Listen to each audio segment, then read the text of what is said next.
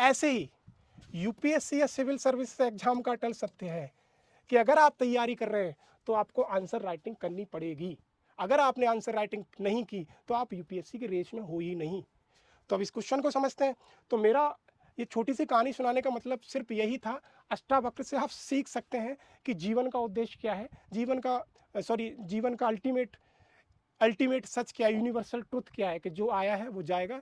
ऐसे ही मेरा सीएससी का अल्टीमेट क्या है, जो स्टूडेंट तैयारी कर रहे हैं उनका यही है कि अगर आपने यूपीएससी की तैयारी करना शुरू की है या कर रहे हैं तो आपका एट द एंड आपको आंसर राइटिंग तो करना ही पड़ेगा। तो इसका फ्रेमिंग देखते हैं पहले।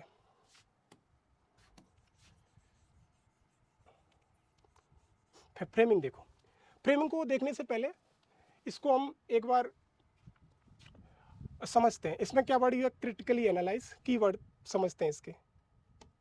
Critically analyse, then concern of the southern state, then delimitation exercise. 3 word बहुत है इंपॉर्टेंट, कीवर्ड पकड़ने।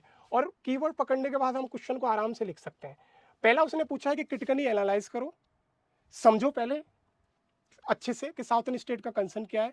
फिर उसका क्या है, तुम्हें आपको कुछ सजेशन देने हैं कि हम उस सजेशन को कैसे सही कर सकते हैं।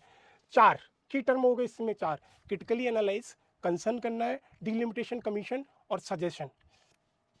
तो पहले क्रिटिकली एनालाइज पे हमें क्या करना है, देखो पहले हम यहाँ से शुरुआत करते हैं इंट्रो से शुरुआत करेंगे। तो इंट्रो में हमें अगर मोटा मोटी क्या लिखेंगे कि एक ऐसी प्रोसेस है जिसके द्वारा हम कंस्टिट्यूएंसी का फिक्सिंग रीएडजस्टिंग करते हैं, which is mention as per the constitution article 82 and 170। Intro में हम 3-4 लाइन ये लिख देंगे। उसके बाद हम आएंगे what is the concern of the southern state, southern state के कंसर्न क्या है। इंट्रो के बाद हम आए कंसर्न पे, तो हम यहाँ पे एक लाइन लिखें, concern of the southern state, 1 2 3 4 5, जो हमने 4-5 पॉइंट पीछे डिस्कस किए, कंसर्न क्या है। कंसर्न के बाद हम देखेंगे कि उसने हमसे पूछा क्या है, पूछ रहा है अब क्रिटिकली एनालाइज करना है। क्रिटिकली एनालाइज का मतलब क्या हुआ, क्रिटिकली एनालाइज का अगर कहीं पे भी वर्ड मिले क्रिटिकली एनालाइज या क्रिटिकली मिले तो आपको पहले तो इसका वैलिड कि जो बात कही गई है वो किस हद तक सही है, और दूसरा है इनवैलिड। मतलब दूसरे शब्दों में बोले, पहले पॉजिटिव पॉइंट निकालो, फिर नेगेटिव पॉइंट लगा लो, फिर लास्ट में उनका कंक्लूजन कर दो। तो पहले तो हमें पॉजिटिव पॉइंट है कि हाँ साउथर्न स्टेट का कंसर्न है। कैसे कंसर्न है, वो वैलिड पॉइंट है कि वही गुड गवर्नेंस है तो उनको पेनलाइज किया जा रहा है, या मान लीजिए कि उनका जीडीपी में ग्रोथ अच्छा है तो ये सब चीज़ें उन्हें लग रही हैं, तो आप इन्हें 5-6 मिनिमम 5 पॉइंट 4 पॉइंट लिख सकते हैं। फिर आप लग रहे हो कि नहीं इनवैलिड है। इनवैलिड कैसे लिखोगे, आप कहोगे डेमोक्रेसी का जो भी नॉर्म होता है वो depend on the majority, majority पे होता है, मेजॉरिटी पे डिपेंड होता है।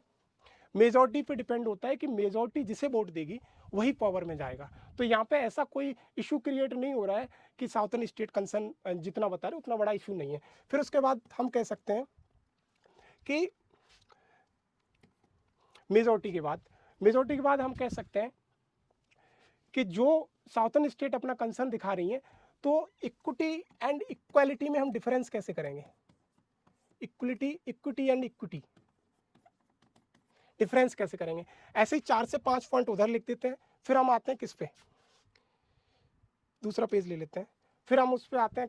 हमने सबसे पहले देखा इंट्रो, क्वेश्चन का कैसे लिखना है, इंट्रो हमने बताया। फिर हमने देखा कि इसका साउथर्न स्टेट का कंसर्न क्या है,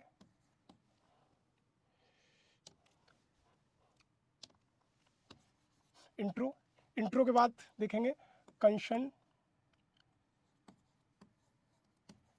ऑफ सदर्न स्टेट, कंसर्न जो हमने देखा कि पढ़ते वक्त क्या है। फिर हम देखें क्रिटिकली एनालाइज में, क्रिटिकली एनालाइज हमने एनालाइज किया कि पॉजिटिव पॉइंट क्या है कि हाँ वो सही कंसर्न है उनका, और नेगेटिव में हमने देखा कि नहीं उनका कंसर्न सही नहीं है।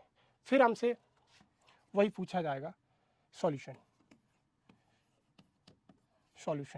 सॉल्यूशन में जो हमने उधर सॉल्यूशन देखा कि टोटल फर्टिलिटी रेट कर दो और कंपेंसेशन कर दो, 4 से 5 पॉइंट हमने बुलेट फॉर्म में सॉल्यूशन में लिख दिए। अब देखो कंक्लूजन आपका डिसाइड करेगा कि आपने क्वेश्चन को कैसे लिखा है। इंट्रो तो आप तो कोई भी क्वेश्चन अगर शुरू होता है ना तो एग्जामिनर इंट्रो से ही समझ में आ जाता है कि आप अंदर क्या डालने वाले हो, और अगर ज़्यादा देखेगा तो आपका कंक्लूजन देखेगा कि इसने कंक्लूजन कैसे किया है।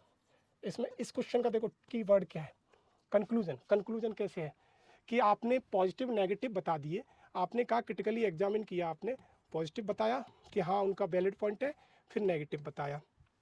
अब आपने कंक्लूजन किया और कंक्लूजन करते वक्त आपने कहा कि हाँ उनका वैलिड ही पॉइंट है, बिल्कुल सही है, हम इसको फेवर करते हैं।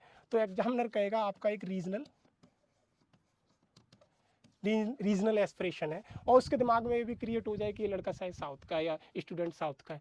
अगर मान लीजिए आपने कहा कि नहीं उनका वैलिड नहीं है और आपने इधर मूव कर गए माइनस की तरफ, माइनस इनवैलिड की तरफ, तो वो समझेगा कि ये नॉर्थ का है, तो इसके अंदर रीजनल पैरिटी या रीजनल प्रॉब्लम आ रही है। तो हमें बीच का रास्ता निकालना है, बीच में से निकल के जाना है।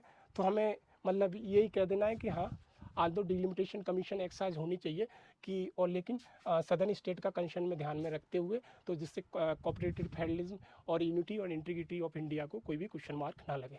तो आज का हमारा टॉपिक यही था। तो चैनल को सब्सक्राइब करें, लाइक करें और कमेंट करना ना भूलें। धन्यवाद, मिलते हैं अगली वीडियो में।